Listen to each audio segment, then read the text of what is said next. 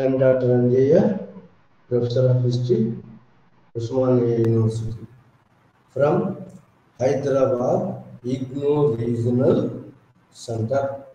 From Hyderabad IGNOU Regional Center. ఈ రోజు ఈ లైవ్ ఛానల్లో మనం BHIC 141 హిస్టరీ ఆఫ్ చైనా అనే బుక్ను లో నుంచి యూనిట్ నెంబర్ 2ను unit number 1 background plus unit number 2ను కొంత మనం ఈరోజు డిస్కస్ చేయబోతున్నాం. ఏంటి అంటే యూనిట్ నెంబర్ 2 ఓపియం వార్స్ అంటే నల్ల మందు యుద్ధాలు. నల్ల మందు చట్టబద్ధత చేయాలని చెప్పి యూరోపియన్స్, ముఖ్యంగా ఇంగ్లీష్ వాళ్ళు చైనా మీద యుద్ధం చేసినారు. 2 యుద్ధాలు జరిగినాయి. దానికి మొదటి నల్ల మందు యుద్ధం, రెండవ నల్ల మందు యుద్ధం, 2 యుద్ధాలు జరిగినాయి.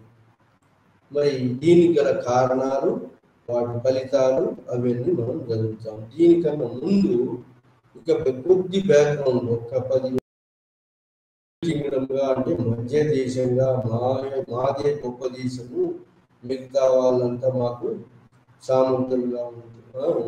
మాది పెద్ద దేశం. నిజంగా కూడా చైనా పెద్ద దేశము, పాపులేషన్ కూడా పెద్ద దేశము, ఏరియాలో కూడా పెద్ద దేశము. దీంట్లో చైనాలో ఎన్ని ప్రావిన్స్లు ఉన్నాయంటే 18 ప్రావిన్స్లు ఉన్నాయి. ఇంకా చైనాలో ఇంకొకటి ఏంటంటే మంచూరియా, ఇంకొక ప్రావిన్స్. అది కాకుండా ఇంకా 3 ప్రాంతాలు దాని సార్వభౌమత్వం కింద ఉన్నాయి. దాని సార్వభౌమత్వం యాక్సెప్ట్ చేసిన ప్రాంతాలు.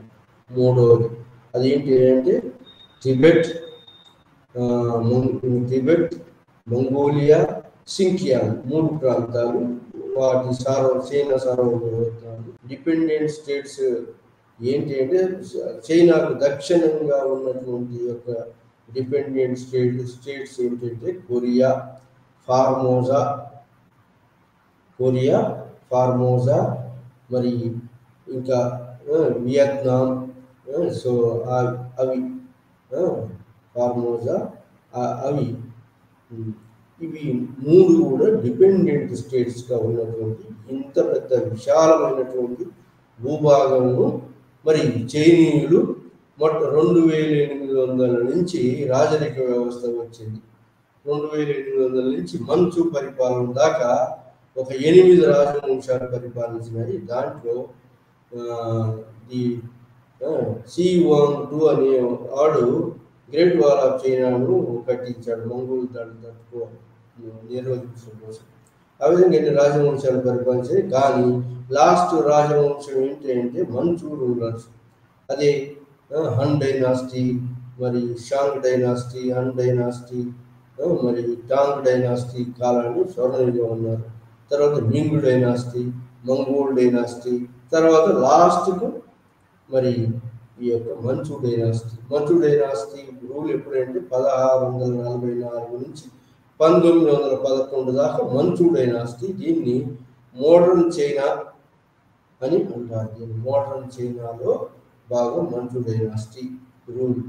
అయితే ఇలా ఉన్నటువంటి యొక్క మంచూ డైనాసిటీ పీరియడ్లో ఎన్నో సంఘటనలు జరిగినాయి. ఆ సంఘటనలు మరి ఈ మంచు రాజుల కాలంలో ఏంటి అంటే చైనా దేశము పెద్ద, దాని విశాలమైన 18 ప్రావిన్సులు. ఒకటి మంచూరియా, రెండవది మంచూరియా, మూడవది టిబెట్, మంగోలియా, సింకియాంగ్, మూడవది సార్వభౌమత్వానికి మూడవ భాగం, నాలుగో భాగం అయినటువంటి ఏంటి అంటే 4వ పార్ట్ ఏంటంటే డిపెండెంట్ స్టేట్స్ కొరియా, ఫార్మోజా అండ్ మరి వియత్నాం ఏరియాలు. సో ఆ ఏరియాలు ఈ యొక్క డిపెండెంట్ స్టేట్స్గా ఉన్నటువంటి పెద్ద భూభాగాన్ని పరిపాలించడానికి దీన్ని పరిపాలన అడ్మినిస్ట్రేషన్ లక్షణాలు ఏంటి అంటే చైనా యొక్క అడ్మినిస్ట్రేషన్ సిస్టమ్ ఎట్లా ఉన్నదంటే దానికి సర్వాధికారులు రూలర్స్ అయినా అతని యొక్క ఏన్సెస్టర్ ఇంతకుముందు ఉన్నటువంటి యొక్క శాసనాలను ఎడిక్ట్స్ను ఆధారంగా చేసుకొని నియంతృత్వం కాకుండా ప్రజల మేలు కోరి పరిపాలించాలనే ఒక రూల్ కూడా ఉంది. ప్రజల మేలు కోరి పరిపాలించాల్సినటువంటి యొక్క రూలర్స్ను తొలగించే హక్కు ఉందని కన్ఫ్యూషన్ మతము, టావు మతము చెప్తున్నాయి అక్కడ ఉన్నటువంటి మతాలు. సో ఆ విధంగా ప్రజలే ముఖ్యం. అయితే ప్రజలే ముఖ్యమైనటువంటి యొక్క ఈ రాజు సహకారం చేయడానికి సెంట్రల్ వ్యవస్థలో ఎవరున్నారంటే ఒక సెక్రటరియట్ ఉంటుంది, తర్వాత ఒక గ్రాండ్ కౌన్సిల్ ఉంటుంది. గ్రాండ్ కౌన్సిల్లో ఏంటంటే 6 భాగాలుగా ఉన్న పరిపాలనలో ఉన్నటువంటి సివిల్ సర్వీస్, అపాయింట్మెంట్స్, రెవెన్యూ, అది అలా రెవెన్యూ మరి సో ఇలా 6 బోర్డులుగా ఉన్నటువంటి 7వ బోర్డు ఏంటంటే 6 బోర్డులుగా విభజించబడి సెంట్రల్ గవర్నమెంట్లో పరిపాలించబడేటువంటి 6 బోర్డులు. 7వ బోర్డు ఏంటి అంటే ఫారినర్స్తో డీల్ చేసేటువంటి ఒక బోర్డు. 7 బోర్డుల ఆధ్వర్యంలో గ్రాండ్ కౌన్సిల్. ఇక సెక్రటరియట్కు పెద్దగా అధికారాలు ఏం లేవు, అది ఇప్పుడు ఉన్నటువంటి సెక్రటరీ ఆఫీసర్స్ లాగా ఉంటుంది. కానీ గ్రాండ్ కౌన్సిల్కు అధికారాలు ఉన్నాయి. గ్రాండ్ కౌన్సిల్లో ఏంటి అంటే 6 బోర్డులు ఉంటే ఆ బోర్డు అధ్యక్షుడు 6 బోర్డులు 6 అధ్యక్షుడు. 7వ బోర్డు యొక్క ఫారినర్ అఫేర్స్ డీల్ చేసే 7వ అధ్యక్షుడు ఈ గ్రాండ్ కౌన్సిల్లో ఉంటారు. వీళ్ళు ఈ 6 మరి 7వ బోర్డు అధ్యక్షుడు ఈ గ్రాండ్ కౌన్సిల్లో ఉన్నటువంటి వాళ్ళు వీళ్ళు రాజుకు పరిపాలనకు సహాయకారిగా ఉంటారు. వీళ్ళ యొక్క అభిమతాన్ని పరిగణనలోకి తీసుకొని రాజు పరిపాలించాలి. అది పరిపాలన వ్యవస్థ పటిష్టంగా ఉన్నది ఎక్కడ చైనాలో. ఇంకా ఏంటంటే చైనాలో బ్యూరోక్రసీ ఎట్లా ఉందంటే పరిపాలనా యంత్రాంగం, ఇక్కడ పరిపాలన యంత్రాంగం అంతా కూడా competitive examination, civil service examination బేస్గా, రిటర్న్ ఎగ్జామినేషన్ బేస్గా ఉత్తీర్ణులైనటువంటి వారు మాత్రమే ఉద్యోగులుగా నియమింపబడతారు. ఆ ఉద్యోగ అర్హతలు అవి. సో ఆ విధంగా ఉద్యోగ అర్హతలు మరి competitive examination, civil service examination లాంటివి పాస్ అయ్యి వచ్చిన వాళ్ళు ఉద్యోగులు. కానీ ఉద్యోగుల జీతాలు మాత్రం బాగా తక్కువగా ఉండేది చైనాలో. దానికి అలవెన్స్, మిగతాయి కూడా అలవెన్స్ ఉండేది.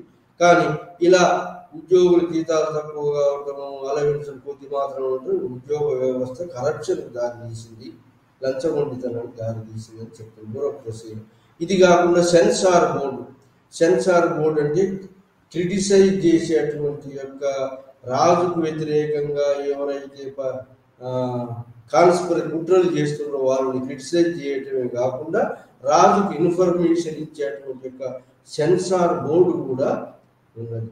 మరి అది సెంట్రల్లో ఉన్నది, మరి ప్రావిన్సెస్లో కూడా ఈ సెన్సార్ బోర్డులు, మరి స్పై సిస్టమ్ సెన్సార్ బోర్డులు రాజుకు ఎప్పటికప్పటికి చేరవేసేటువంటి యొక్క సెన్సార్ బోర్డు ఉన్నది. ఇది కాకుండా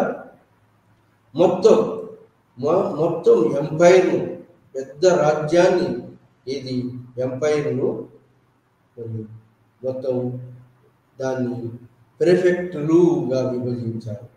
184 ప్రిఫెక్టులుగా విభజించారు. 184 ప్రిఫెక్టులను ప్రిఫెక్టర్ అనేవాడు మరి మన దగ్గర ఉన్నటువంటి మండల వ్యవస్థ లాగా ప్రిఫెక్టులు ఉంటారు 184. అయితే ఈ ప్రిఫెక్టులను కొన్నిటిని జమకూర్చి 69 సర్క్యూట్లుగా విభజించారు. అంటే మొట్టమొదటి ఎంపైర్ నుంచి మరి సర్క్యూట్లు 18 ప్రావిన్సెస్ అన్నాం కదా. ఆ ప్రావిన్స్లో పరిపాలన ఎట్లా ఉందంటే ప్రావిన్స్లలో ప్రొవిన్షియల్ అధికారి, ప్రొవిన్షియల్ గవర్నర్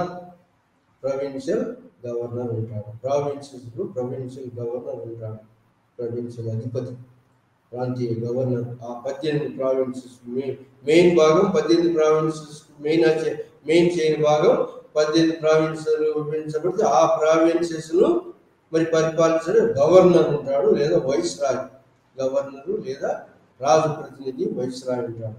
మరి ఈ ప్రావిన్సులు మళ్ళా ఎట్లా డివైడ్ చేయబడి అంటే మళ్ళీ 69 సర్క్యూట్లుగా డివైడ్ అయింది.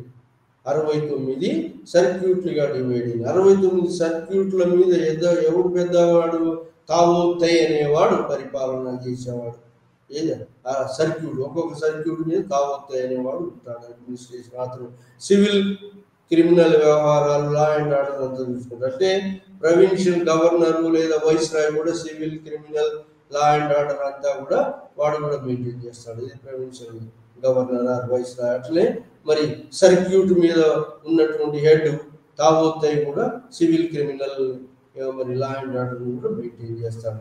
అది కాకుండా ఈ సర్క్యూట్లు ప్రిఫెక్ట్లుగా విభజించబడ్డాయి. మొత్తం చైనా మొత్తం దేశంలో 186 సర్క్యూట్లు 69 ఉంటే మొత్తం దేశంలో 184 ప్రిఫెక్చర్స్ ఉన్నాయి. ఈ ప్రిఫెక్ట్ మీద ప్రిఫెక్చర్ అధిపతి ఈ ప్రిఫెక్ట్లుగా విభజించాడు. ఇతను కూడా సివిల్ క్రిమినల్ మరి లా అండ్ ఆర్డర్ను మెయింటైన్ చేసేవాడు. మరి ఇది కాకుండా మరి వీళ్ళు కాకుండా సెంట్రల్ వ్యవస్థలో ఉన్నటువంటి గవర్నర్ ప్రావిన్షియల్ అధిపతి అయినటువంటి యొక్క గవర్నర్ వైస్రాయ్కి ప్రావిన్సెస్ లో మరి ఇంకొక అధిపతి కూడా ట్రెజరర్, అకౌంటెంట్, రాబడి పోబడి అంతా చూసేవాడు కూడా ఉంటాడు. ఒక్కొక్క ప్రావిన్స్ కు గవర్నర్ చెక్ పెట్టడానికి ఇంకొకటి ఉంటాడు. ఆ విధంగా మరి చెక్ పెట్టడానికి వివిధ అంతస్తులు కూడా ట్రెజరర్, అకౌంటెంట్లు ఉంటారు, మిగతా ఉద్యోగస్తులు ఉంటారు. ఆ విధంగా డిప్యూటీస్ ఉంటారు, మిగతా ఉద్యోగస్తులు ఉంటారు. చెక్ ఎక్కడికక్కడ చెక్ పెట్టి కరప్షన్ జరగకుండా చేయడానికి. సో ఇది పరిపాలన. లాస్ట్ మరి ప్రిఫెక్ట్లను ఏమి మొత్తం దేశంలో ప్రిఫెక్ట్లను ఏమిగా విభజించారంటే డిస్ట్రిక్ట్స్ గా విభజించారు. డిస్ట్రిక్ట్ అధిపతి సియాన్ లేదా మేజిస్ట్రేట్. ఇతన్ని ఫాదర్ అండ్ మదర్ అఫీషియల్ అంటారు. Father and mother official. అతను డిస్ట్రిక్ట్ మేజిస్ట్రేట్. అన్ని అధికారాలు, సర్వాధికారాలు ఉంటాయి. అంటే ఏంది? మొత్తం దేశాన్ని ప్రావిన్సులుగా విభజించి, మొత్తం దేశాన్ని ప్రావిన్సుల తర్వాత సర్క్యూట్లుగా విభజించడం, 69 సర్క్యూట్లు. మళ్ళా ఆ సర్క్యూట్ల నుంచి ప్రిఫెక్చర్లు తాగుతాయి వాడు ఉంటాడు సర్క్యూట్ల మీద. మరి ఈ సర్క్యూట్లను మళ్ళీ ప్రిఫెక్చర్స్ గా 184 ప్రిఫెక్చర్స్ గా విభజించబడి ప్రిఫెక్చర్ మీద ప్రిఫెక్టర్ అనేవాడు అధిపతిగా ఉంటాడు. అది కాకుండా మళ్ళీ దేశాన్ని మొత్తాన్ని కూడా మళ్ళీ ఈ ప్రిఫెక్టర్ తర్వాత సబ్ డివిజన్ ఏంటి అంటే ప్రిఫెక్చర్ తర్వాత సబ్ డివిజన్ డిస్ట్రిక్ట్స్ మీద మెజిస్ట్రేట్ ఉంటాడు. అతన్ని షియాన్ అంటారు. అతనే ఫాదర్ అండ్ మదర్ అఫీషియల్ అంటారు. ఆ విధంగా ఇలాంటి బ్యూరోక్రసీ వ్యవస్థ అంచెలంచెలుగా చెక్స్ అండ్ బ్యాలెన్సెస్ ఉన్నటువంటి పరిపాలన వ్యవస్థ. మరి మెజిస్ట్రేట్ బాగా కీలకమైనటువంటి వాడు. డిస్ట్రిక్ట్ మీద ఉన్న మెజిస్ట్రేట్ పరిపాలన, సివిల్, క్రిమినల్ మరి అన్ని అధికారాలు కూడా ఇతని ఆధీనంలో పెట్టాలి. ఏది పన్నులు వేసేది, పన్నులు వసూలు చేసేది సర్వాధికారి ఏది డిస్ట్రిక్ట్ మెజిస్ట్రేట్. అతనికి అన్ని అధికారాలు ఉంటూ చాలా విశాలమైన అధికారాలు ఉన్నటువంటి యొక్క మెజిస్ట్రేట్ లోయర్ లెవెల్లో.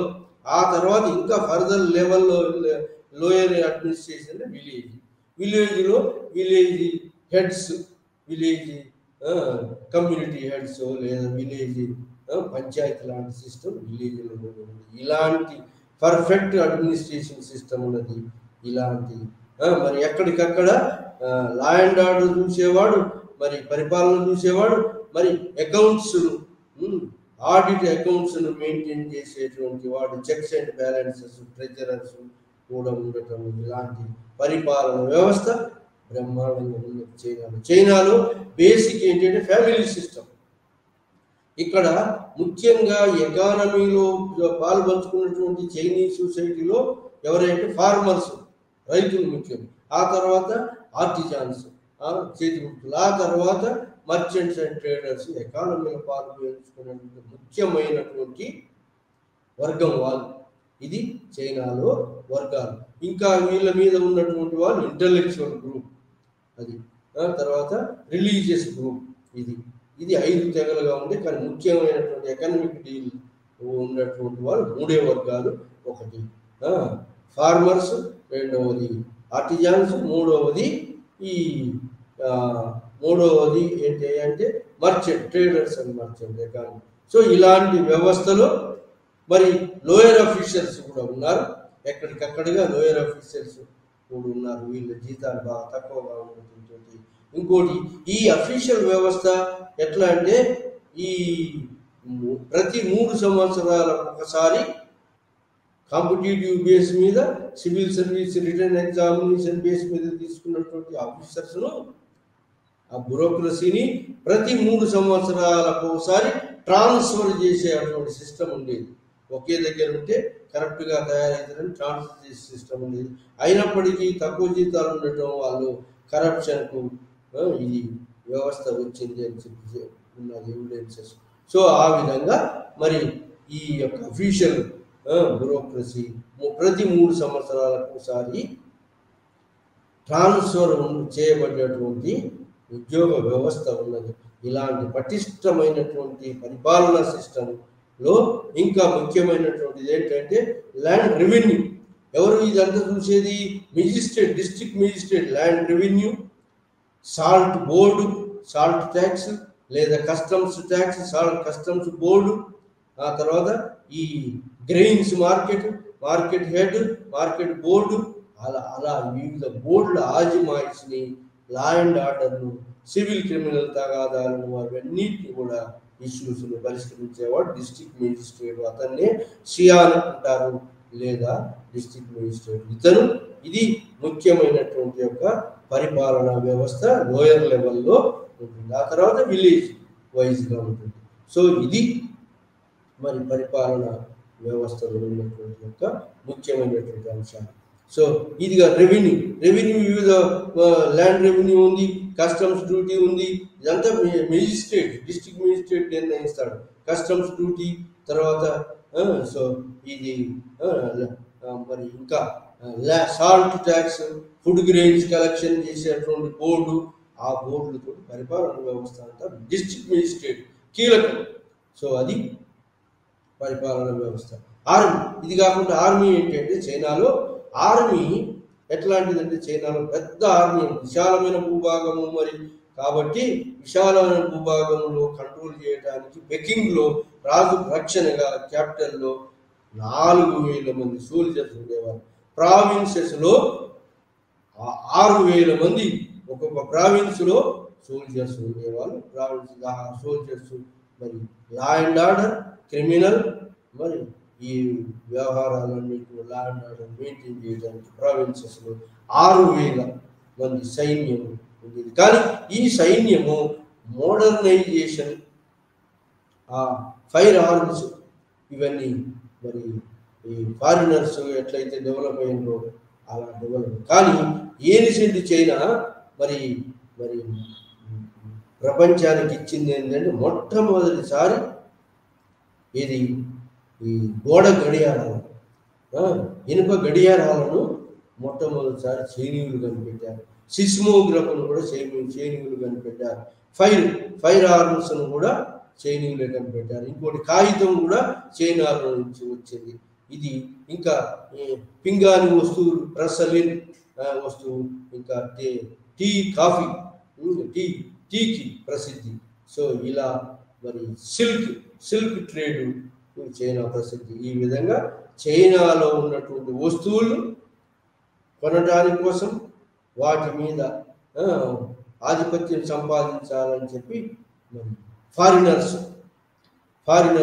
విదేశీయులు ఈ చైనాను, అదే చైనా మొట్టమొదటి కనెక్షన్ చైనా ఎక్కడి నుంచి అంటే రోమన్ ట్రేడ్, సిల్క్ ట్రేడ్ ఎప్పుడు 6th 7th సెంచరీ దాకా Roman trade, silk trade route తోటి రోమన్లు వర్తక వ్యాపారం చేశారు.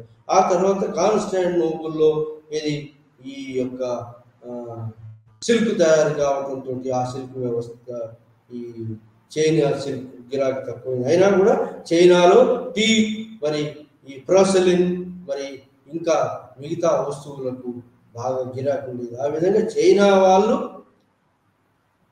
ఏ వస్తువును కూడా బయట నుంచి కొనలేదు. వాళ్ళ వస్తువుల్ని బయట వాళ్ళు కొనడానికి తాహతహలాడారు. ఆ విధంగా చైనా ఏమని చెప్పుకుందని తమదే దేశం గొప్పది, మధ్య దేశం, ఆ చుట్టూ ఉన్న వాళ్ళందరూ తమను అనుకరించాలని తమ దేశం గొప్పదని భావించేవాళ్ళు చైనా వాళ్ళు. సో ఆ విధంగా చైనా మరి మధ్యయుగం మరి ఏన్షియంట్ పీరియడ్లో అంత గొప్పదైన చైనా మధ్యయుగం వచ్చే వరకు నెమ్మదిగా యూరోపియన్స్ రావటం, క్రిస్టియన్ మిషన్ మోడర్న్ పీరియడ్ వచ్చే వరకు క్రిస్టియన్ మిషనరీస్ రావటం, రోమన్ క్యాథలిక్స్ వచ్చి ప్రచారం చేయటం, మరి వాళ్ళు చైనాతో వర్తక వ్యాపారం చేయాలని ఆ విధంగా చైనీయ రాజులు కూడా కొంతమంది క్రిస్టియన్ మిషనరీ వాళ్ళను ప్రభుత్వ పోస్టులలో అపాయింట్ చేయటము ఒక క్రిటిసిజానికి దాని నేటివ్లు అయినటువంటి చైనీయులు దీనికి క్రిటిసైజ్ చేయడం, ఆబ్జెక్షన్ చెప్పడం జరిగింది. ఆ విధంగా ఇంట్రెస్ట్ చైనా వాళ్ళు ప్రభుత్వంలో క్రిస్టియన్స్ చేరటం, క్రిస్టియన్స్ మరి అక్కడ చైనీయులను కన్వర్ట్ చేయటం, ఈ కన్వర్షన్ ఒకటి, వాళ్ళు ప్రభుత్వ ఉద్యోగాలు చేయటం తోటి క్లాషెస్ ఇంట్రెస్ట్, వాళ్ళ యొక్క ఇంట్రెస్ట్ క్లాషెస్ అయినది. ఇంకా దానితో ఏనిసెస్టర్ వర్షిప్, క్రిస్టియన్లో మారినటువంటి వాళ్ళు చైనీయులలో ట్రెడిషన్ ఏముందంటే ఏనిసెస్టర్ వర్షిప్ ఉంది. మరి క్రిస్టియన్లు మారిన వాళ్ళు కూడా ఏనిసెస్టర్ వర్షిప్ చేయాలని రెస్ట్రిక్షన్స్ పెట్టడం. ఇంకోటి చైనీయులు తమదే గొప్ప దేశం అని వాళ్ళు బయట నుంచి వస్తువులు ఏం కొనకుండా వాళ్ళ వస్తువుల్ని అమ్ముకునేవాళ్ళు. ఈ విధంగా బ్యాలెన్స్ ఆఫ్ ట్రేడ్ మొత్తము చైనా వైపు ఉండేది. విదేశీయులే వాళ్ళ వస్తువులను తీసుకొచ్చి వాళ్ళ వస్తువులు ఈ చైనా నుంచి వస్తువులు కొనుక్కునేవారు. సో ఇలా మరి చైనాకు లాభం అవుతుంది కాబట్టి చైనాకు కొంతమందికి విదేశీయులు పర్మిషన్ ఇచ్చారు.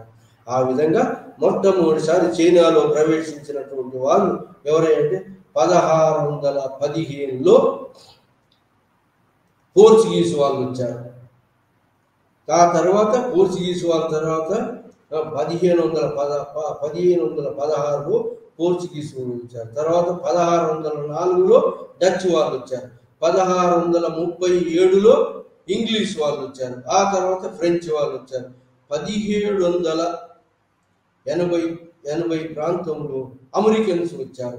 అయితే ఈ యొక్క ట్రేడ్ చైనీయుల యొక్క వర్తక వ్యాపారాన్ని కానీ, ఈ క్రిస్టియన్ మత ప్రచారం కానీ, చైనీయులను క్రిస్టియన్లు కన్వర్ట్ చేయటం కానీ దీన్ని చైనీయులు సహించలేదు. చైనీయులు విదేశీయులు బార్బేరియన్స్ అంటే సంస్కారం లేనటువంటి వాళ్ళు బార్బేరియన్స్గా ట్రీట్ చేస్తూ క్రిస్టియానిటీని, క్రైస్తవ మతం చైనాలో ప్రచారం చేయకూడదని చెప్పి ఎడిక్ట్స్ ఒక శాసనాన్ని చేశారు. 1724లో విదేశీయులు క్రిస్టియన్స్ అయినటువంటి యూరోపియన్లు ఎవరు కూడా ఈ చైనాలో క్రిస్టియానిటీని మరి క్యాంపెయిన్ చేయకూడదని ఒక శాసనం కూడా తీసుకొచ్చారు. ఇంకా వర్తక వ్యాపారాల మీద కూడా రిస్ట్రిక్షన్స్ పెట్టారు. రిస్ట్రిక్షన్స్ పెట్టడానికి ఒక వ్యవస్థను, ఫారినర్స్ తో డీల్ చేయడానికి ఒక వ్యవస్థను కూడా ఏర్పాటు చేశారు. దాన్ని ఏమంటారంటే కోహంగ్ ఇన్స్టిట్యూషన్ అంటే ఏంది? ఫారినర్స్ తో డీల్ చేయడానికి ఫారినర్స్ మీద రిస్ట్రిక్షన్స్ పెట్టి చైనాలోకి ఫారినర్స్ మత ప్రచారం చేయొద్దు, మరి చైనీయుల యొక్క మనోభావాలను దెబ్బతీయొద్దు, కన్వర్ట్ చేసి క్రిస్టియన్లో కన్వర్ట్ చేయకూడదు అని చెప్పి ఒక రిస్ట్రిక్షన్స్.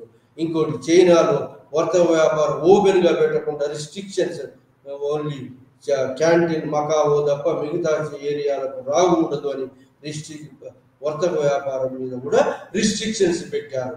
ఇది కారణం. చైనీయులు ఒకవైపే అంటే వాళ్ళ వస్తువుల్ని అమ్ముకుంటుండ్రు కానీ మరి ఫారినర్స్ తెచ్చేటువంటి వస్తువులు కానీ ఫారినర్స్ కూడా తక్కువగా అంచనా చేసి బార్బేరియన్స్గా, కల్చర్ లేనటువంటి వాళ్ళుగా ట్రీట్ చేయడం, వాళ్ళ మతానికి వాళ్ళ మత ప్రచారం, క్రిస్టియన్ మత ప్రచారం చేసుకోవడానికి వీలు లేకుండా చేశారు. ఇలాంటి రిస్ట్రిక్షన్స్ పెట్టి కోహంగ్ వ్యవస్థను పెట్టి మొత్తం విదేశీయులను రిస్ట్రిక్షన్ బంధాలలో బంధించారు.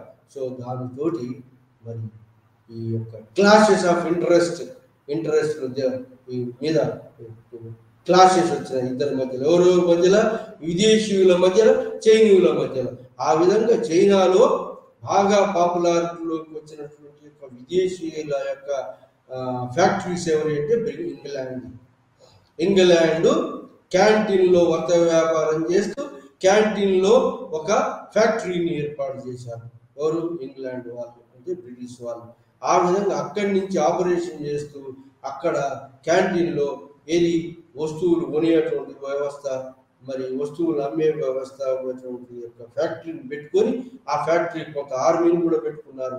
సో అక్కడి నుంచి ఆపరేషన్ వీళ్ళు ఇంగ్లీష్ వాళ్ళు పెట్టడం జరిగింది. సో ఈ విధంగా మరి ఇద్దరి మధ్యలో మరి ఈ చైనీయులు ఏమనుకుంటున్నారంటే విదేశీయులు అనాగరికులు, వాళ్ళ వస్తువులు మాకు అవసరం లేదు అని వీళ్ళు తీసుకొచ్చే వస్తువులను మీద రిస్ట్రిక్షన్స్ పెట్టడం జరిగింది. దానితోటి మరి ఈ యొక్క ఆ విధంగా 17వ శతాబ్దంలో మోనోపొలి చైనీయులు సాగింది. కానీ తర్వాత 18, 19వ శతాబ్దం వచ్చే వరకు మరి ఇక్కడ ఉన్నటువంటి మంచురాజులు మీద ఈ ఫారినర్స్ ఒత్తిడి చేయడం జరిగింది. ఏది? ట్రేడ్ రిస్ట్రిక్షన్స్ ఎత్తివేయాలని, మరి మత ప్రచారాన్ని చేసుకోవచ్చని, ఈ స్వాతంత్రం ఇవ్వాలని చెప్పి వీళ్ళు ఈ విధంగా క్యాంపెయినింగ్ మొదలుపెట్టారు. ఎవరి మీద? ఈ యొక్క చైనా మీద. ఆ విధంగా ఒత్తిడి చేయడం మొదలుపెట్టారు. సో ఆ విధంగా ఒత్తిడి చేయడం తోటి లేడీ యూస్ సంఘటన జరిగింది. లేడీ యూస్ సంఘటన అంటే అమెరికన్ లేడీని చైనీయులు హత్య చేయడం జరిగింది. సో హత్య చేయడం, ఆ యొక్క పడవలు రానియకపోవడం, వర్తక వ్యాపారానికి ఒక క్యాంటీన్ మీకు తప్ప లోపలి రాణించేవాళ్ళు కాదు, ట్రేడ్ రిస్ట్రిక్షన్స్ పెట్టేవాళ్ళు. సో ఇంకా మరి అది కాకుండా ఏంటి అంటే ఈ యొక్క లేడీ యూస్ సంఘటన కాకుండా మిగతా సంఘటనలు ఏంటంటే వాళ్ళకు వస్తువులు కూడా రాకుండా నిషేధించారు. సో కోహంగ్ వ్యవస్థ ద్వారా. సో ఆ విధంగా లేడీ యూస్ సంఘటన, తర్వాత ఈ యొక్క నేపియర్ సంఘటన, మరి ఈ విధంగా మరి ఈ యూరోపియన్స్ను చంపటం, యూరోపియన్స్ యొక్క వర్తక వ్యాపారం మీద రిస్ట్రిక్షన్స్ చేయటం, వాళ్ళకి ఏమాత్రం వెసులుబాటు కల్పించకపోవడం, మరి అప్పటికి బలంగా ఎదిగిన సైన్యంతో ఫైర్ ఆర్మ్స్, ఇక్కడ చైనీయులు ఫైర్ ఆర్మ్స్ ఫస్ట్ యూజ్ చేసినా అది మోడర్నైజ్ చేయలేదు. కాబట్టి చైనీయుల యొక్క వెనుకబడుతనాన్ని అదునుగా చేసుకొని యూరోపియన్స్ ఏం చేశారంటే నెమ్మదిగా వాళ్ళ ఆర్మీ, మోడర్నైజ్ ఆర్మీ, ఫ్యాక్టరీలు వ్యవస్థ, సీ కోస్ట్లలో ఫ్యాక్టరీలను ఏర్పాటు చేసుకొని వీళ్లకు ఎదురు తిరగటం మొదలుపెట్టారు. చైనీయుల యొక్క ప్రభుత్వానికి, కోహంగ్ వ్యవస్థకు ఎదురు తిరగటం, మరి రిస్ట్రిక్షన్స్ను పాటించకపోవటం, ఈ విధంగా మరి ఈ విదేశీయులను ఈ చైనీయులు మరి చైనీయులు చంపటం, ఈ విధంగా వాళ్ళ పడవల మీద రిస్ట్రిక్షన్, చైనీయులు చంపటం. దీంతో మెకార్టీ రాయబారం, అమెరికా వాడు ఒక మెకార్టీ రాయబారం పంపాడు. మెకార్టీ రాయబారంతో కాంప్రమైజ్ చేయాలని చేస్తే గవర్నమెంట్కు, మరి కోహంగ్ వ్యవస్థ, ఫారినర్స్ డీల్ చేసే వ్యవస్థకు, మరి విదేశీయులతోటి ఒక అండర్స్టాండింగ్ చేద్దామని వచ్చినాడు మెకార్టీ. కానీ ఆ యొక్క రాయబారం విఫలమైంది. సో అది ఆ విధంగా మరి ఈ సంఘటనలు ఈ చైనీయులను చంపటం, చైనీయుల లేడీ యూస్ సంఘటన, మరి నేపియర్ సంఘటన, మరి అది ఇది ఇంకా ఏంటంటే మరి ఇలా నేపియర్ సంఘటన, ఇలా చైనీయులను చంపడం, వీళ్ళు రిస్ట్రిక్షన్స్ను తోసేసి నల్ల మందును ఈ దొంగతనంగా నల్ల మందును ప్రవేశపెట్టి నల్ల మందును చైనీయులకు అలవాటు చేశారు. నల్ల మందు ఎక్కడి నుంచి వస్తుందంటే ఇండియా నుంచి వస్తుంది. ఓపియం నల్ల మందు ఇండియా నుంచి చైనాకు పంపి చైనీయ వస్తువులను కొంటున్నారు. ఎవరు? ఈ యొక్క ఇంగ్లీష్ వాళ్ళు అనుకోండి. ఇంగ్లీష్ వాళ్ళు ముఖ్యంగా డామినెంట్ వర్తక వ్యాపారం ఇంగ్లీష్ వాళ్ళు చేస్తున్నారు. కాబట్టి ఇంగ్లీష్ వాళ్ళకు చైనీయులకు మధ్య ఘర్షణ మొదలైంది బాగా. సో ఈ విధంగా మరి ఘర్షణలో చైనీయులు ఇంగ్లీష్ వాళ్ళను చంపటం, ఇంగ్లీష్ పడవలను ముంచివేయటం, మరి నల్ల మందుని ఇక్కడ అమ్మటం, నల్ల మందును నిషేధించడం, మరి వాళ్ళ పడవలను రాకుండా చేయటం, రిస్ట్రిక్షన్స్ పెట్టడం, ఇదంతా దారి తీసింది. దాంతో మెకార్టీ రాయబారం కూడా చేయాలని చెప్పి సంధి కుదిర్చాలని ప్రయత్నం చేశాడు. అది విఫలమైంది. దానితోటి మరి మొదటి నల్ల మందు యుద్ధం 1840లో మొదలైంది. నల్ల మందును అనుమతించేది లేదని చెప్పి చైనీయులు.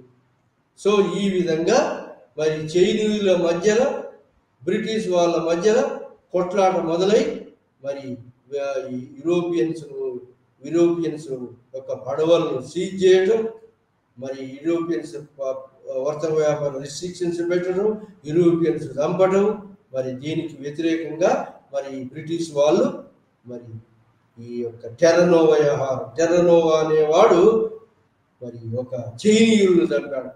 చైనీయ వాళ్ళను చంపితే టెర్రనోవాను పట్టించాలి అని చెప్పి కోహాంగ్ వ్యవస్థ ఏదైతే చైనాలో ఫారినర్స్ డీల్ చేసే వ్యవస్థ ఏదైతే ఉందో ఆ కోహాంగ్ నుంచి టెర్రనోవాను పట్టియాలని చెప్పి మరి ఒత్తిడి చేస్తే టెర్రనోవాను ఇంగ్లీష్ వాళ్ళు పట్టియలేదు.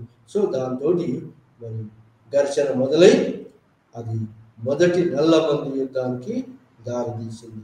ఇది 1840 నుంచి 42 దాకా 2 సంవత్సరాలు యుద్ధం జరిగింది. ఎవరి మధ్యలో? బ్రిటిష్ వాళ్ళ మధ్యలో, ఇంగ్లీష్ వాళ్ళ మధ్యలో, చైనీయుల మధ్యలో నల్ల మందు యుద్ధం జరిగింది. మొదటి నల్ల మందు యుద్ధం 1840 నుంచి 42 దాకా జరిగింది. కానీ మొదటి నల్ల మందు యుద్ధం జరిగి అది ఈ నల్ల మందు యుద్ధంలో మొదటి నల్ల మందు యుద్ధంలో ఒక యుద్ధం ఎండే దేంతో అయిందంటే నాన్కింగ్ వద్ద ఇద్దరు కాంప్రమైజ్ అయ్యి సంధి చేసుకున్నారు. ఎవరెవరు? చైనీయులు మరి బ్రిటిష్ వాళ్ళు సంధి చేసుకున్నారు. సంధి చేసుకొని ఏమని ఒప్పుకున్నారంటే ఈ యొక్క నల్ల మందును అనుమతించేదాన్ని మాత్రం ఒప్పుకోలేదు. కానీ కొన్ని రేవు పట్టణాలు మాత్రం విదేశీయులకు ఒప్పచెప్పారు. అది ఈ విధంగా మధ్యలో కాంప్రమైజ్గా ట్రీటీ ఆఫ్ నాన్కింగ్ జరిగింది. సంధి నాన్కింగ్ 42లో సంధి జరిగి మొదటి నల్ల మందు యుద్ధం అంతమైంది. కానీ ఈ యొక్క నల్ల మందును తీసుకురావటం, ఇండియా నుంచి చైనాకు తీసుకురావటం, చైనాలో బాగా నల్ల మందు తినటం నేర్చుకొని చైనీయుల యొక్క ఆరోగ్యం చెడిపోవడం, ఆ విధంగా చైనా గవర్నమెంట్ కోహంగ్ వ్యవస్థ నుంచి అనేటువంటి వ్యవస్థ నుంచి వాళ్ళు బాగా మళ్ళా రిస్ట్రిక్షన్స్ పెట్టడం, ఈ నల్ల మందును పూర్తిగా నిషేధించాలని చెప్పి మళ్ళా రిస్ట్రిక్షన్స్ మొదలైనాయి.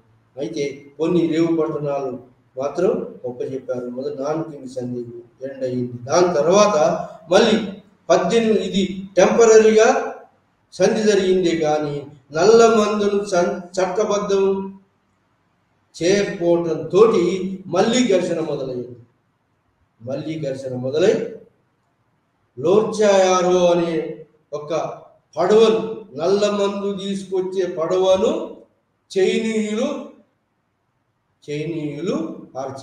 గవర్నమెంట్ ఆధ్వర్యంలో దాన్ని పట్టుకోవడం, దాన్ని సముద్రంలో నల్ల మందును కలపడం. ఆ విధంగా లోర్చాయారో సంఘటన అంటే లోర్చాయారో అనేటువంటి షిప్ను దాన్ని నల్ల మందు అంతా కూడా మరి సీజ్ చేయడం జరిగింది. సీజ్ చేసి దాన్ని సముద్రంలో వారబోయడం, ఇలాంటి సంఘటన మరి లోర్చారో సంఘటన ఒకటి. దాంతో మళ్ళీ ఇంగ్లీష్ వాళ్ళు విదేశీయులు మరి ఈ విధంగా మళ్ళీ రెండో నల్లమందు యుద్ధానికి దారి. ఇంకా అది కాకుండా ఇంకొక సంఘటన కూడా జరిగింది. అవే చేపట్లైన అనే వాడిని ఫారినర్ను చైనీయులు హత్య చేశారు.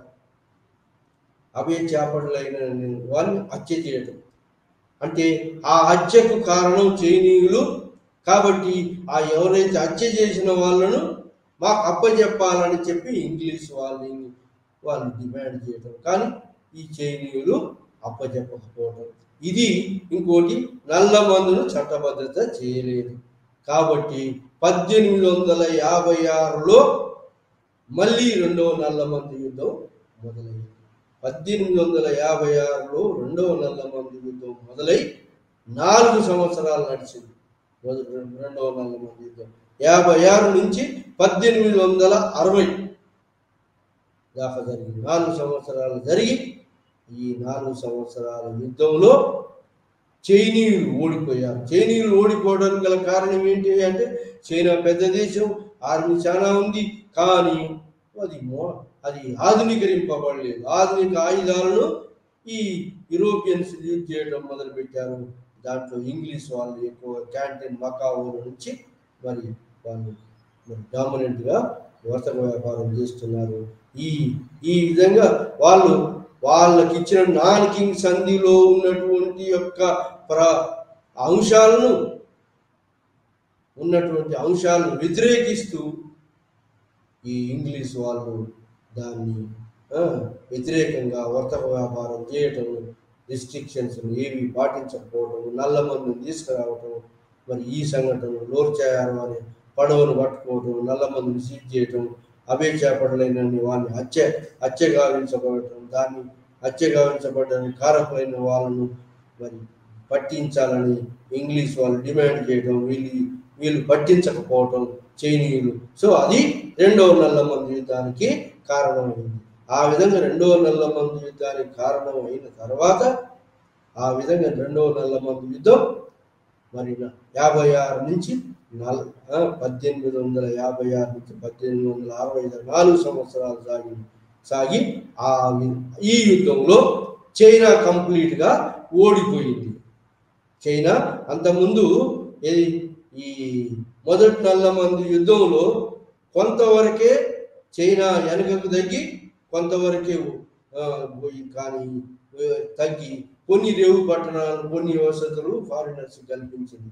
కానీ ఈసారికి మొత్తాన్ని చైనా ఓడిపోయి మొత్తాన్ని ఓపెన్ చేయాల్సి వచ్చింది.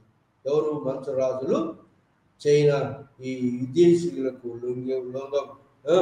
యుద్ధంలో ఓడిపోయి ఈ యొక్క నల్ల మందును చట్టబద్ధత చేయడం జరిగింది. చట్టపరంగా మరి బ్రిటిష్ వాళ్ళు మరి ఈ నల్ల మందును తీసుకొచ్చి ఇక్కడ అమ్ముకునే హక్కు కల్పించారు. నల్ల మందు చట్టబద్ధత కాబట్టి దాన్ని ఎక్కడ సందులు ఓడిపోయిన యొక్క చైనా తోటి పెకింగ్ సంధి, టియాంటిసెన్ సంధి, ఈ 2 సందులతోటి ఈ రెండవ నల్ల మందు యుద్ధం ముగించి నల్ల మందు చట్టబద్ధత గావించబడింది. ఆ విధంగా చైనా ఓడిపోయి విదేశీయుల చేతులు ఓడిపోయి విదేశీయుల యొక్క రిస్ట్రిక్షన్స్ అన్నిటిని కూడా ఒప్పుకోవడం దాదాపుగా జరిగింది. సో ఆ విధంగా రెండవ నల్ల మందు యుద్ధం తోటి ఓపియం అంటే నల్ల మందును చట్టబద్ధత గావించబడింది. చైనాలో ఉన్న కోస్టల్ ప్రాంతాలన్నిటి కూడా మరి క్యాంటీన్ మకావో కాకుండా ఇంకా కొన్ని రేవు పట్టణాలు ఇంగ్లీష్ వాళ్ళు తీసుకున్నారు, ఇంకొన్ని రేవు పట్టణాలు డచ్ వాళ్ళు తీసుకున్నారు, కొన్ని రేవు పట్టణాలు మరి ఈ మిగతా యూరోపియన్స్ తీసుకోవడం జరిగింది. ఈ విధంగా చైనాలో మరి రేవు పట్టణాలన్నింటినీ విదేశీయుల చేతుల్లోకి పోయినాయి. ఆ విధంగా విదేశీయుల యొక్క డామినేషన్ చైనాలో ఎస్టాబ్లిష్ కాబడింది. ఇంకా ఏంటి? క్రిస్టియన్ మతాన్ని ప్రచారం చేసుకోవచ్చు అనేటువంటి ఇంతకుముందు రిస్ట్రిక్షన్స్ ఉండే, ప్రచారం చేయొద్దు. 1724 శాసనం ప్రకారంగా ఎవరు కూడా చైనాలో క్రిస్టియన్ మతాన్ని మరి ప్రచారం చేయొద్దు అని చెప్పి శాసనం చేయవద్దు. కానీ ఇప్పుడు అది కూడా ఒప్పుకోవడం జరిగింది. ఎవరైనా మతాన్ని ప్రచారం చేసుకోవచ్చు అని చెప్పి నల్ల మందును చట్టబద్ధత చేసుకోవచ్చు. ఈ విధంగా ఈ చైనీయులు రెండవ నల్ల మందు యుద్ధంలో పూర్తిగా ఓడిపోయి విదేశీయుల చేతిలో ఓడిపోయి ఇక్కడ ఉన్నటువంటి యొక్క చైనా ద్వారాలను రేవు పట్టణాలను విదేశీయులకు అప్పచెప్పటం కాకుండా విదేశీయుల యొక్క రెస్ట్రిక్షన్స్ను వర్తక వ్యాపారాలన్నీ వర్తక వ్యాపారాలకు తమ ఓడరేవులన్నిటిని తెరిచిపెట్టడం ఇది జరిగింది. సో ఇంకా ఓడరేవులు తెరిచిపెట్టడమే కాకుండా కొన్ని ఓడరేవులలో వీళ్ళకి ప్రత్యేకమైనటువంటి యొక్క అధికారాలు కూడా ఇచ్చారు, ప్రత్యేకమైన ఫెసిలిటీస్ కూడా. ఏది కోటలు కట్టుకోవటం లేదా సైన్యాన్ని పెట్టుకోవటం ఇట్లాంటివి కూడా ఇచ్చారు.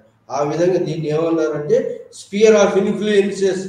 ఇంగ్లీష్ వాళ్ళు కొన్ని ఓడరేవులలో వీళ్ళ ఇన్ఫ్లుయెన్స్ నడుస్తుంది ఇంగ్లీష్ వాళ్ళకు. ఏది క్యాంటీన్, మకావో, ఇంకా కొన్ని రేవు పట్టణాలు ఇచ్చారు. అదేవిధంగా మరి ఫ్రెంచ్ వాళ్ళు, డచ్ వాళ్ళు, మరి పోర్చుగీస్ వాళ్ళు ఈ విధంగా స్పియర్ ఆఫ్ ఇన్ఫ్లుయెన్సెస్ చైనాలో సంపాదించుకున్నారు. ఇది రెండవ నల్ల మందు యుద్ధంలో చైనీయులు ఓడింపబడి చైనీయులు నల్ల మందును చట్టబద్ధతం చేయటమే కాకుండా ఫారినర్స్, యూరోపియన్లు క్రిస్టియన్ మతాన్ని ఇక్కడ ప్రచారం చేసుకునేది కూడా చట్టబద్ధతం చేయబడింది. వాళ్ళను కూడా మరి ఏమి హింసకు గురి చేయడానికి వీలు లేదు. వాళ్ళు కూడా తమ మతాన్ని మరి ప్రచారం చేసుకోవచ్చు అని చెప్పి రికగ్నైజ్ చేయడం జరిగింది. ఇది మరి రెండవ నల్ల మందు యుద్ధంలో క్లాషెస్ ఆఫ్ ఇంట్రెస్ట్లో చైనీయులు విదేశీయులకు లొంగిపోయిన అది నల్ల మందు యుద్ధాల యొక్క ప్రభావం. ఆ విధంగా చైనా మరి దేశము యూరోపియన్లకు స్పియర్ ఆఫ్ ఇన్ఫ్లుయెన్సెస్ అంటే యూరోపియన్ల ఇన్ఫ్లుయెన్సెస్కు ఈ ప్రభావ మండలాలు, అక్కడ ఒక మండలం, అక్కడ ఒక ప్రాంతం ఇంగ్లీష్ వాళ్ళ చేతిలో, అక్కడ ఒక ప్రాంతం డచ్ వాళ్ళ చేతిలో, అక్కడ ఒక ప్రాంతం ఫ్రెంచ్ వాళ్ళ, అమెరికన్ల చేతిలో ఉండటం జరిగింది. ఈ విధంగా మరి యూరోపియన్లు చైనాను పంచుకోవాలనే యొక్క ప్రయత్నం కూడా జరిగింది. అంటే దానికి యూరోపియన్స్ చైనాను మొత్తాన్ని కూడా ఆఫ్రికాను పంచుకున్నట్టుగా ఆఫ్రికానంతా విదేశీయులందరూ కూర్చొని ఆఫ్రికాను మొత్తాన్ని పంచుకున్నారు. మొత్తాన్ని తమ ప్రభావ మండలం ఇదని, తమ ప్రభావ మండలం అది అని, తమ ఏరియా అది అని, ఇది తమ ఏరియా, ఇంతవరకు తమ ఏరియా అని మొత్తం యూరోపియన్స్ ఆఫ్రికానంతా పంచుకున్నారు. మరి అదే సంఘటనకు మరి ఈ నల్ల మందు యుద్ధాల తర్వాత మొత్తం స్పియర్ ఆఫ్ ఇన్ఫ్లుయెన్సెస్, విదేశీయుల స్పియర్ ఆఫ్ ఇన్ఫ్లుయెన్సెస్ పడి అక్కడ మరి వర్తక వ్యాపారం మళ్ళీ విదేశీయుల మధ్యలోనే కొట్లాట మొదలైంది. ఈ ప్రాంతానికి మీరు రావద్దు అని చెప్పి ఇంగ్లీష్ వాళ్ళ మధ్యలో, డచ్ వాళ్ళ మధ్యలో, ఫ్రెంచ్ వాళ్ళ మధ్యలో, అమెరికన్స్ మధ్యలో. సో మళ్ళా కొట్లాట మొదలైంది. ఆ కొట్లాట కోసం అని చెప్పి ఏం చేసినారంటే ఈ విదేశీయుల మధ్య కొట్లాట, మరి దానికి చైనా గవర్నమెంట్ అసహాయ స్థితిలో ఉన్నది, ఏం చేయడానికి లేదు. ఎందుకంటే ఓడింపబడింది కాబట్టి దాని సైన్యం మరి ఓడింపబడి దాని యూరోపియన్స్ను రిస్ట్రిక్షన్ చేసే స్థితిలో లేకుండా పోయింది. అలాంటి స్థితిలో మరి ఈ American secretary of state John Hay అనేవాడు ఓపెన్ డోర్ పాలసీని పెట్టాడు. Open the door of China, open door పాలసీని పెట్టాడు. ఓపెన్ డోర్ పాలసీ అంటే ఎవరెవరు ఎక్కడెక్కడ ప్రభావ మండలాలు వర్తక వ్యాపారం ఆ ప్రాంతంలో వాళ్ళే చేసుకునే అటువంటి ప్రభావ మండలాలు ఉన్నాయో అలా ప్రభావ మండలాల్లో వేరే వాళ్ళు వర్తకం చేయడానికి రాకూడదు అనేది ఉండే రిస్ట్రిక్షన్స్. కానీ ఇప్పుడు John Hay secretary of state for America వాడు John Hay open door policy వల్ల ఎవరు ఎక్కడైనా కూడా చైనా రేవు పట్టణంలో చైనాలో వర్తక వ్యాపారం చేయొచ్చు అని ఓపెన్ డోర్ పాలసీని ప్రకటించడంతో చైనా మిగతా ఆఫ్రికా లాగా చైనాను పంచుకోవటం అనేది ఆగిపోయింది. అమెరికా వాడు ఓపెన్ డోర్ పాలసీని కనుక ప్రకటించకపోతే మరి ఈ యూరోపియన్లు అందరూ కూడా తన ప్రభావ మండలాలు వాటిని విభజించుకోవటం జరిగేది. కానీ చైనా యొక్క సార్వభౌమత్వం ఆ విధంగా కొంత అంటే లిమిటెడ్ సార్వభౌమత్వం అయినా అంటే మరి పరిపాలకులు చైనా యొక్క పరిపాలన చైనీయులతోటే జరగాలి అని చెప్పి అమెరికా ఒత్తిడి చేయడం, మిగతా ఇంగ్లీష్ వాళ్ళ మీద తర్వాత మిగతా ఫారినర్స్ మీద ఒత్తిడి చేసి అన్ని ఓడరేవులు అందరికీ మరి ఓపెన్గా ఉండాలి, దాన్ని ఓపెన్ డోర్ పాలసీ పెట్టాడు. దాంతో చైనీయ దేశం యొక్క సార్వభౌమ సమగ్రత రక్షించబడింది. లేదంటే ఆఫ్రికా లాగా అన్ని చైనా భాగాలను విదేశీయులు పంచుకునేవాళ్ళు. సో అలా పంచుకోకుండా ఆగిపోబడింది. అది open door policy. John Hay secretary of state for America అనేవాడు పాలసీ ఓపెన్ డోర్ పాలసీ ద్వారా చైనీయ యొక్క సార్వభౌమత్వం నిలిచి ఉన్నది. ఈ యొక్క ఒత్తిడి వాళ్ళ మధ్యలో పోటీతో. ఇది మనం ఈరోజు పాఠంలో మనం నల్లమందు యుద్ధాలను డిస్కస్ చేసినాం. నల్లమందు యుద్ధం ముఖ్యంగా ఏమిటి అంటే నల్లమందును చట్టబద్ధత చేయాలి. నల్లమందు ఎక్కడ లభిస్తుంది? ఇండియాలో లభించే నల్లమందును నెమ్మదిగా వాళ్ళ చైనీయులకు నేర్పించారు.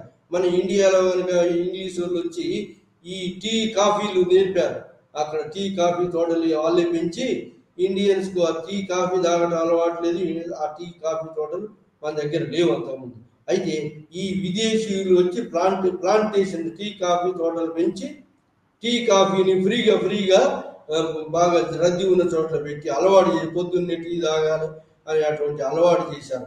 అలవాటు చేసి ఇండియన్స్ మరి ఆ టీ కాఫీకి అలవాటు పడిపోయి టీ కాఫీని తాగటం మొదలుపెట్టారు. వాళ్ళ టీ ప్లాంటేషన్స్కు గిరాకీ పెరిగింది. అంటే టీ ఇక్కడ పండిన తేయాకులు కాఫీని మరి ఇంగ్లాండ్ పరిశ్రమలకు మరి తీసుకుపోయి అక్కడ ఫినిష్డ్ గూడుని తీసుకొచ్చి మళ్ళీ ఇక్కడ అమ్మటం.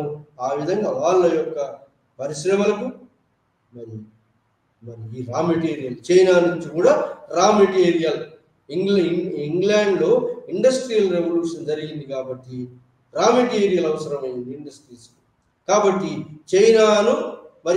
చైనాతో పాటు ఇండియాను కూడా రా మెటీరియల్ ఇండియాలో అయితే మరి బ్రిటిష్ రూలే ఉంది కాబట్టి మరి ఈ యొక్క రా మెటీరియల్ ఎక్స్ప్లైట్ చేయటం మరి ఇక్కడి నుంచి అదే ఇండియా నుంచి రా మెటీరియల్ ఎక్స్ప్లైట్ చేయటం. మరి ఫ్రీ ట్రేడ్ పాలసీ అంటే లెసెస్ ఫైర్ సిస్టమ్. ఇండస్ట్రియల్ రెవల్యూషన్ జరిగిన తర్వాత ఫ్రీ ట్రేడ్ పాలసీ ప్రవేశపెట్టింది. ఇది ఇంగ్లాండ్. అంతకుముందు ఇంగ్లాండ్ ఇండస్ట్రియల్ రెవల్యూషన్ కన్నా పారిశ్రామిక విప్లవం కన్నా ముందు భారతదేశంలో వచ్చినటువంటి యొక్క చైనా నుంచి వచ్చినటువంటి వస్తువులకు పోటీగా నిలవలేకపోయింది. ఏది ఇంగ్లాండ్ యొక్క ఆర్టిజాన్స్ పోటీగా నిలవలేకపోయి వాళ్ళు విదేశీయ వస్తువుల మీద అంటే ఇంగ్లాండ్లోకి వచ్చే విదేశీయ వస్తువుల మీద రిస్ట్రిక్షన్స్ పెట్టారు. కానీ పారిశ్రామిక విప్లవం తర్వాత ఏం చేశారు వాళ్ళు? Laissez faire system free trade policy పెట్టి వాళ్ళ పరిశ్రమలు అభివృద్ధి చెందడానికి కోసం వాళ్ళ యొక్క ఇండియా చైనా యొక్క రా మెటీరియల్ను ఎక్స్పోర్ట్ చేసి మళ్ళీ ఫినిష్డ్ గూడ్స్ను మళ్ళీ ఇక్కడ తీసుకొచ్చి అమ్మటం. పెద్ద దేశాలు ఎక్కడ ఇండియా అనుకోండి, చైనా పెద్ద దేశం, బాగా పాపులేషన్ ఉన్న దేశం. కాబట్టి ఈ పాపులేషన్ ఉన్న దేశంలో వాళ్ళ యొక్క యంత్రాల ద్వారా తయారైనటువంటి వస్తువులు ఇక్కడ అమ్ముకోవటం, ఇక్కడ రా మెటీరియల్ అంతా అక్కడికి పంపించడం. ఈ విధంగా మరి ముఖ్యమైన ఇండస్ట్రీస్ను ఇక్కడ ఇండియాలో కానీ చైనాలో కానీ డెవలప్ చేయలేదు. సో ఆ విధంగా మరి ఈ విధంగా మరి ఎక్స్ప్లైట్ చేయడం జరిగింది. అది మనం ఈరోజు నల్లమందు యుద్ధాలు. నల్లమందు కన్నా ముందు చైనీయ యొక్క అడ్మినిస్ట్రేషన్ చాలా పర్ఫెక్ట్గా ఉన్నది. చైనీయుల యొక్క పరిపాలన మరి పరిపాలన మొత్తం చైనా దేశాన్ని 18 ప్రావిన్సులుగా 18 ప్రావిన్సులు కాకుండా మరి మంచూరియా ఒకటి రెండవ భాగంగా, తర్వాత మూడవ భాగము ఏంటంటే ఈ యొక్క సార్వభౌమత్వం ఒప్పుకున్న మూడవ భాగము ప్రాంతాలు ఏంటంటే టిబెట్, మంగోలియా, సింకియాంగ్. నాలుగవ డిపెండెంట్ స్టేట్స్ అయితే కొరియా, ఫార్మోసా, వియత్నాం అలాంటి ప్రాంతాలను డిపెండెంట్ స్టేట్స్ పెద్ద భూభాగం ఉన్నటువంటి దేశాన్ని, మొత్తం దేశానికి అధిపతి సార్వభౌముడు ఎవడు? ఎంపరర్. ఎంపరర్కు మరి సర్వాధికారాలు ఉంటాయి. కానీ ఎంపరర్ మరి పాతకాలంలో ఉన్నటువంటి యొక్క చట్టాలను వాటిని గౌరవిస్తూ పరిపాలించాలనేటువంటి యొక్క ఉన్నది. దీనికి ఈ సెంట్రల్ వ్యవస్థ, బ్యూరోక్రసీ సెంట్రల్ వ్యవస్థలో రాజుకు సహాయపడడానికి రెండు ఇన్స్టిట్యూషన్స్ ఉన్నాయి. ఒకటి సెక్రటరియట్ అని, అది ఆఫీసర్స్, రెండవది గ్రాండ్ కౌన్సిల్ అని. సో ఇలాంటి గ్రాండ్ కౌన్సిల్లో ఏంటంటే రెవెన్యూ చూసుకునేటిది, మరి సివిల్ సప్లై, సివిల్ అపాయింట్మెంట్ చూసుకునేది. మరి ఈ విధంగా 6 బోర్డులుగా విభజించబడినటువంటి యొక్క 7వ బోర్డు ఫారినర్స్ డీల్ చేసే బోర్డు, కోహంగ్ లాంటి వ్యవస్థ. ఈ 7 బోర్డుల నుంచి 7 ప్రెసిడెంట్స్ గ్రాండ్ కౌన్సిల్లో మెంబర్స్ రాజు సాయంగా పరిపాలనలో భాగస్వామిగా ఉండేవాళ్ళు, అడ్వైజ్ చేసేవాళ్ళు. ఇది పరిపాలన వ్యవస్థ. మొత్తం చైనా దేశాన్ని మరి 18 ప్రావిన్సులను ప్రావిన్షియల్ గవర్నర్స్ మరి లేదా వైస్ రాయ్స్ పరిపాలన చేసేది. ఇతను సివిల్, మిలిటరీ అధికారాలు, సివిల్, క్రిమినల్, మరి లా అండ్ ఆర్డర్ అన్ని కూడా సర్వాధికారి. కానీ ఈ సర్వాధికారి ప్రొవిన్షియల్ అధిపతికి కూడా చెక్కు పెట్టడానికి ట్రెజరర్, అకౌంటెంట్ ఉండేవాడు. ఇన్కమ్ ఎంత వస్తుంది, ఎంత పోతుంది అనే లెక్క, ఇంకా మిగతా డిప్యూటీస్ ఉండేవాళ్ళు. సో ఆ విధంగా మొత్తం చైనా దేశాన్ని ప్రావిన్సెస్ను మరి ఇంకా ఇది సర్క్యూట్స్గా విభజించారు. 18 ప్రావిన్సులు, మన తర్వాత సర్క్యూట్ 69 సర్క్యూట్స్ మొత్తం దేశాన్ని. 69 సర్క్యూట్లకు అధిపతి తావోత్తై సర్క్యూట్లకు అధిపతి. సో మళ్ళా ఈ 69 సర్క్యూట్లను 184 ప్రిఫెక్చర్స్గా విభజించబడి, ప్రిఫెక్టర్ దాని హెడ్, అతను కూడా civil, criminal, law and order అధికారాలు ఉన్నాయి. వీళ్ళకు డిప్యూటీస్ కూడా ఉండేవాళ్ళు. ఇంకా వీళ్ళకు చెక్స్ అండ్ బ్యాలెన్సెస్ కూడా ఉండడానికి రెవెన్యూ, అకౌంటెంట్ వాళ్ళు ఏర్పాటుగా ఉండేవాళ్ళు. వాళ్ళు సెంట్రల్ గవర్నమెంట్తో మరి ఈ యొక్క ప్రొవిన్షియల్ గవర్నమెంట్తో టచ్తో ఉండేవాళ్ళు. సో ఈ విధంగా అఫీషియల్ వర్గం చెక్స్ అండ్ బ్యాలెన్సెస్ లాగా ఉండేది. సో అది కాకుండా మరి ప్రిఫెక్ట్లు మళ్ళీ డివైడ్ అయ్యి ఎట్లా డిస్ట్రిక్ట్స్గా డివైడ్ అయ్యి, డిస్ట్రిక్ట్స్ మీద హెడ్ మెజిస్ట్రేట్ని సియాన్ అంటారు. ఆ విధంగా సియాన్ బాగా father and mother of the official, అన్ని అధికారాలు, సర్వాధికారం ఉంటుంది. Land revenue tax, customs tax, civil, criminal అధికారాలు, మరి న్యాయ వ్యవస్థ, మెజిస్ట్రేట్, డిస్ట్రిక్ట్ మెజిస్ట్రేట్, న్యాయ వ్యవస్థ, ఈ అన్ని అధికారాలు ఉండేవి. ఆ విధంగా father and mother of the official, ఆ తర్వాత లోయెస్ట్ యూనిట్ విలేజ్. ఇలాంటి పటిష్టమైన పరిపాలన వ్యవస్థలో చైనా ఉంది. ఇంకా ఆ బ్యూరోక్రసీ ఎట్లా ఉండేదంటే, పరిపాలనలోకి తీసుకునేటువంటి యొక్క employees civil service examination, written examination, civil service examination పెట్టి మరి ఉద్యోగంలో తీసుకునేవాళ్ళు. ఆ తీసుకున్నటువంటి వాళ్ళను ఎవ్రీ 3 ఇయర్స్కి ఒకసారి ట్రాన్స్ఫర్ చేసే అటువంటి సిస్టమ్ పెట్టారు. ఇలాంటి పటిష్టమైన బ్యూరోక్రసీ వ్యవస్థ. ఇంకా సెన్సరేట్, స్పై సిస్టమ్ కూడా ఉన్నది. సెన్సరేట్ క్రిటిసైజ్ చేసి రాజుకు ఎవరైతే వ్యతిరేకంగా ఉన్నారో వాళ్ళ మీద రిపోర్ట్స్ రాజుకు పంపటం, ఈ విధంగా సెన్సార్షిప్ చేయటము, లేదా స్పై సిస్టమ్గా పనిచేసేటువంటి బలమైన యొక్క వ్యవస్థ కూడా ఉండేది. అది సెంట్రల్ గవర్నమెంట్ డైరెక్ట్గా కనెక్షన్ తోటి ఉండేది. అది ప్రావిన్స్లలో ఉండేది లేదా సెంట్రల్లో ఉండేది. మరి మిగతా అన్ని భాగాలలో అన్ని ప్రిఫెక్ట్లో సర్క్యూట్లలో మరి ఈ డిస్టిక్ లెవెల్లో డిస్టిక్ మేజిస్ట్రేట్ డిస్టిక్లలో ఇలా ఈ అంచెలంచెలుగా ఈ వ్యవస్థ ఇది ఈ సెన్సార్ బోర్డు కూడా ఉండేది. సో ఇది ఈ విధంగా పరిశుద్ధమైన పరిపాలన వ్యవస్థ. దాని తర్వాత విదేశీయులు బార్బేరియన్స్ అని తమదే దేశం గొప్పదని అనుకున్నటువంటి చైనీయులు, ఆ చైనీయులు దాన్ని మిడిల్ కింగ్డమ్గా మధ్య రాజ్యంగా తీసుకున్నటువంటి చైనీయులు విదేశీయులు అనాగరికులని వాళ్ళని దగ్గర రాకుండా వాళ్ళ మతాన్ని ప్రచారం చేయకుండా చేయడంతో ఈ విదేశీయులు మరి చైనీయుల యొక్క వస్తువులకు అట్రాక్ట్ అయి విదేశీయులు నెమ్మదిగా సముద్రయానం ద్వారా సముద్రం ఏది కాన్స్టాంటినోపుల్ ఆక్రమణతో నూతన సముద్ర మార్గాలు కనుగొన్నారు. పోర్చుగల్ వాళ్ళు వాస్కోడి గామా ఇండియాకు వచ్చిన అట్లే 1516లో పోర్చుగీస్ వాళ్ళు చైనాకు పోయినారు. 1603లో డచ్ వాళ్ళు చైనాకు పోయినారు. సో అదే విధంగా మరి 1637లో ఇంగ్లీష్ వాళ్ళు చైనాకు పోయినారు. 16 తర్వాత ఫ్రెంచ్ వాళ్ళు ఆ తర్వాత పోయినారు. ఆ తర్వాత 1780లో అమెరికన్స్ మరి ఈ చైనాకు వచ్చారు. ఈ వచ్చిన వాళ్ళను క్రిస్టియన్ మతాన్ని ప్రచారం చేసుకోవటం, ఇక్కడ దాన్ని చైనీయులను కన్వర్ట్ చేయకుండా ఒక శాసనం 1724లో ఒక శాసనాన్ని కూడా ఏర్పాటు ఎవ్వరు ఇక్కడ క్రిస్టియన్ మతాన్ని ప్రచారం చేసుకోవద్దు. సో దాని తర్వాత కొంతమంది ఈ క్రిస్టియన్ మతం వాళ్ళను ఉద్యోగ సామ్యంలో తీసుకోవటము, మరి దాంతో చైనీయులకు మరి విదేశీయులకు క్లాషెస్ రావటం.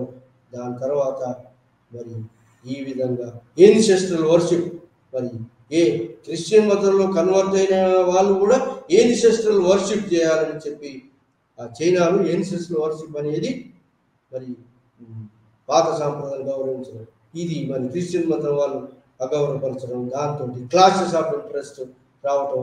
ఇంకోటి చైనీయులు వాళ్ళు ఏ వస్తువును విదేశీయుల నుంచి కొనకపోయే వాళ్ళు వాళ్ళ వస్తువుల్ని అమ్ముకునే వాళ్ళు. అది సిల్క్, ఆ తర్వాత టీ, ప్రాసెలిన్, ఈ పింగాణి వస్తువులు, మరి ఇంకా అలాంటి వస్తువులు చైనీయులే విదేశీయులకు అమ్మేవాళ్ళు, కానీ విదేశీయుల నుంచి ఏ వస్తువులు వీళ్ళు కొనకపోయేది.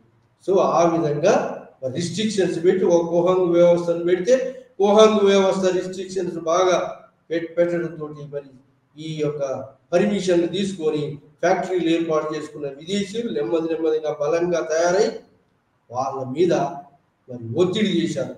మత ప్రచారం చేసుకుంటామని, మరి ఈ యొక్క రిస్ట్రిక్షన్స్ ఉండొద్దని ప్రచారం ఉండొద్దని నెమ్మదిగా రిస్ట్రిక్షన్స్ పాటించకపోవటం, ఇద్దరి మధ్య క్లాషెస్ వచ్చి మరి నల్ల మందును ఇండియా నుంచి స్మగుల్ చేసి అమ్ముకోవటం చైనీయులకు నేర్పారు. దాంతో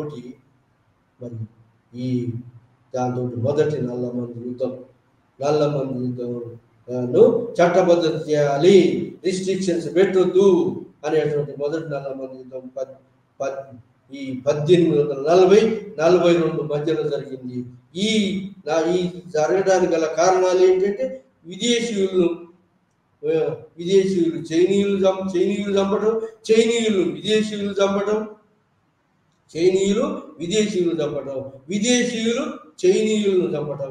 సో ఈ చంపేదాన్ని మరి పడవలను రానియకుండా విదేశీయుల పడవలను పట్టుకోవడం, మరి వాటిని ఓపియంను సముద్రంలో పాలు చేయటం, ఇలాంటి కారణాలతోటి నల్లమందు యుద్ధం మొదలైంది. ఇలా నల్లమందు యుద్ధం కాంప్రమైజ్ కాకుండా ఉండటం, మెకటి రాయబారం విఫలం కావటం, మరి నల్లమందు యుద్ధం దారితీసి మొదటి నల్లమందు యుద్ధం నాన్కింగ్ సంధితో అంతమైంది. ఆ తర్వాత నాన్కింగ్ సంధి తర్వాత నల్లమందును చట్టబద్ధం చేయలేదు, కొన్ని రేవు పట్టణాలనే ఈ విదేశీయులు చెప్పింది. కాబట్టి టెంపరీగా ఒక సంధి జరిగింది, దాన్నే నాన్కింగ్ సంధి అంటారు. కానీ పర్మనెంట్గా నల్లమందు చట్టబద్ధత చేయలేదు.